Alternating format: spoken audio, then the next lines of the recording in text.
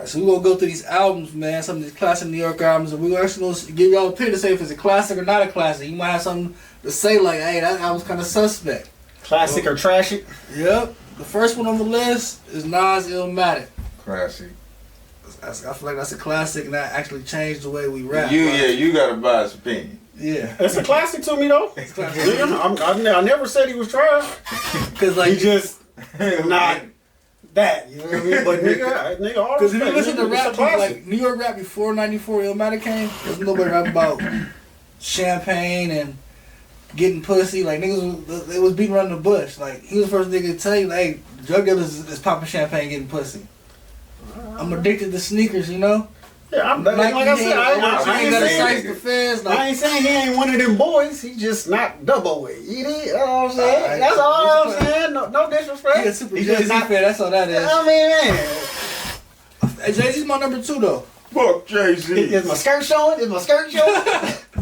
Man, but the next one on the list is B.I.G.'s Ready to Die. We all know that was a classic. We talked about that one right there. Yeah, that's... Songs like Give Me the Loot, One More Chance, Big Papa, Juicy.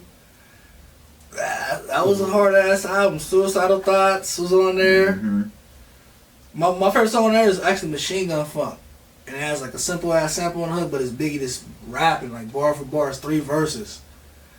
That's that's like my favorite song on that album right there. Okay. Got Ready to Die. Yeah, that's the automatic classic. There's one song I skip every time on that album. It's like the worst line in hip hop. On the song Me and My Bitch. Everybody knows that infamous line. The suspect like, oh. Yeah, that's why I skipped that song. Like I played it out for my kids, I skipped that song. Let them hear I don't know, everything man. else We just gonna say yes. He been something else, man. Double entendre, triple entendre was something. But that line is, you could have said something else. Something else. You could have just from Richard steered the Pryor. whole way. Hey man, they better stop putting that on my nigga Biggie, man. And That nigga didn't know who the fuck them That's the bitches Brooklyn was. niggas. Who the fuck they putting in this video? I don't give a goddamn how It was far your the way. bitch That is. was a flying in Queens. I can't relate. I can't relate. I mean, I never said I could relate. I know. I'm saying. Hey, brother. Next one on the list is another Brooklyn artist, Jay-Z's Reasonable Doubt. Oh yeah. We all know that's a classic, man. That's like it comes from a different place. That album, like it really comes from that place. Ain't that the one with Dead Presidents? Dead Presidents, Can I too. Live, Mhm. 222s, Coming to Age, Go to Politics his as wake as Usual. a peek it. Look at his casket, Yeah. full of sarcastic. Look at him, still sleeping. My first introduction. Man, Yes. independently too. That's Yeah. what Rockefeller's independent, no Def Jam. This album I actually got him the Def Jam deal. Irv Gotti was basically like the A&R for that album. Classic right there. He produced Can I Live. Yeah, that shit. Yeah. Can I Live? Yeah, that's definitely a classic. Shit, all the ones you gonna name, we gonna pretty much say they're classics, Man. probably. The next one is Wu-Tang. Into the Wu-Tang 36 Chambers. Oh, yeah. That's with Cream and Protect Your Neck. Protect Your Neck. And motherfucker. MHLG, man. What's the name too? Shit. Bring the Ruckus. That one, there's another one. Up on Atomic League. That's on Wu-Tang Forever. Okay, I that's was a about Triumph. to say. You Triumph. That shit Yeah. Respect the Deck verse on there. That's one of the best verses in hip hop right there. Yeah, I got another hot take. Shit. Yeah, bro. I mean, it was a couple of them niggas that was hot, bro. But the rest of the 18 niggas, bro, they could have left them niggas. They could left them niggas as background dancers or I something, agree, bro. It was, Them songs I'll be honest. was way too fucking long, I ain't gonna lie. and they was talking way too far over niggas' heads, bro. It's certain niggas that was hot. Like I fuck with, of course, Method Man, Raekwon, Ghostface. Ghostface. Old Dirty Bastard. Yeah, ODB, Spectre Deck. Spectre Deck had bars, but his albums was trash. Like he had bars, he had some of the best verses. Like on Wu-Tang Project, he had some of the best verses, but his albums wasn't good. Like when it come to albums, I even know it he's was like, good. what's the, I forgot the light skinned nigga with the deep voice, nigga. You got, nigga. I used to fuck with you got. You gotta have some verses, but he couldn't put an album together. Like he had some good verses. Yeah, like, but yeah, But the rest of if you ain't on that list that we just named, nah. rest of them niggas, they wasn't rapping on beat or nothing. It was They was just talking. Mm. I didn't get it, but More respect. I mean, hey, it did what it did. Much respect, but just for me, it just was, album. Yeah. The classic pound. But it was a classic album, nonetheless. And it's something major in hip hop. That's 9 niggas in a group. I mean, something you ain't never seen in hip hop. 9 niggas in a group. I mean, just because I didn't like it, then 5 of them turn to superstar artists. 5 of them go superstar that artists. That shit is difficult. Then 5 go superstar artists in the first year or two. And it's a gang of real niggas too, nigga. They ain't, really? They ain't niggas. I'm surprised niggas wasn't getting smacked over the head with bottles in the back. Them niggas funny, but hey, there was no social media back then, bro. And they said that nigga ODB was a wild boy. Man. Man, R.I.P. ODB, man. That's crazy. All these rest in peace to this New York episode. Crazy. Because the next one's another R.I.P. DMX. It's Dark and Hell is Hot. Classic album for X, but I don't think it's his best album. Nah. I never said it was his best, but you guys know what's classic. Classic, and it was very impactful. Like for introduction to freshman year, like it's one of the best freshman albums that came out in hip hop. Like what he did, I was like, okay, yeah. That one had which one had that? Rough Riders Anthems. Okay, Rough Riders Anthems. Stop What's Being My Greedy. Name? What's My Name's not on that one. That's on like my favorite one. The third one in there was X. That's the best one to me. Okay. That's what. What's My Name? Party Up and what these bitches want from nigga. It's hot, nigga. That is Dark as Hell is Hot. That was the nigga. That's the first one. Man, I like that. Then there was X. That's my favorite one. Nigga, the David, yeah. Nigga, that shit, nigga, I used to have nightmares of that shit, nigga. Oh man, that little nigga, boy. Like, he had some heat on there, cause my shit on there was Stop Being Greedy. I think low key, nigga, he could have been like nigga one of them ones that's nigga up there in the Pantheon, nigga with the Biggies and the J's, you know what I mean? Yeah, and the Nas, like he was on his way. Bro. He gave niggas problems, bro. Like niggas understand. Yeah, Woodstock, man. Bro, he gave niggas problems, but when DMX came out, he had everybody, nigga, Europeans, nigga, Australians, nigga, everybody knew his shit. In '98, when DMX came out, he was bigger than Jay-Z and Nas. Yep. DMX had to start fucking up for Jay-Z to rise above. Maybe I don't know about Jigga. He was bigger than Jigga, bro. And when? What year? Well, '98. You gotta think. 98. That's when DMX first came out and dropped 98, 99. That's Reasonable Doubt. No, not 90. Reasonable Doubt. Jay-Z wasn't even that big. Mace was bigger than when he came out than Jay-Z in '97. Damn. Be real. I'm be real. 97. Okay. In '97, Mace was bigger than Jay-Z at that time. Nah, Mace was popping, nigga. See, that's what Mace was. Nah, nigga, Mace was cracking. Mace was cracking. Like Mace was that nigga. Like when Mace came out, forget he was on Life After Death on More Money, More Problems. That was his introduction. Mm-hmm. Then he was on Puff Daddy on the Family album. He basically wrote that whole album. All that fly shit, that was all Mace. Then his album came out that same year, and it was on for him. And he had a little beef with Jay-Z too. Remember Imaginary Players? When Jay-Z said talk about the niggas watching, he was talking about Mace. Yeah. Mace kind of threw shots back on the remix with Toto, and he said platinum this, platinum that, platinum watch, but where's your platinum hits? Because Jay-Z hadn't went platinum yet at that time. And Mace already went platinum off the first album. Nigga, Jigga took shots at nigga any and everybody that was somebody, nigga. That was hip hop back then. Who didn't take shots that's at people? real. If you didn't take shots, you was playing this soft. Yeah, I'm all if you was trying to be the about top what nigga, the just taking fuck shots is at people. 50 Cent. Nigga Nigga took a shot at 50. He's out here J. Cole in these days and shit.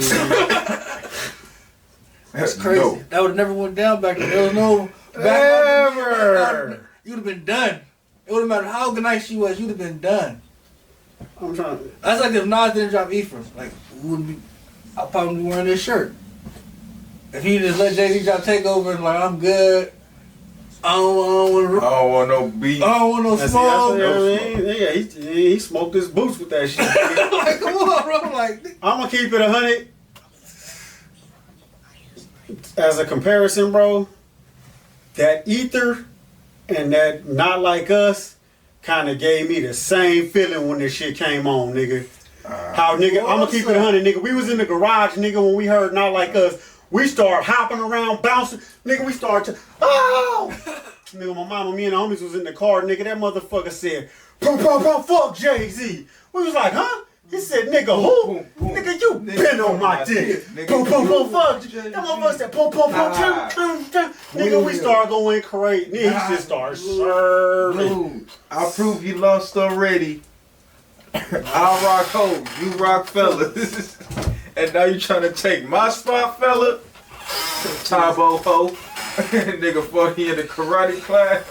Man, after this one, we got the 50 Cent Get Rich or Die Trying. That's a classic.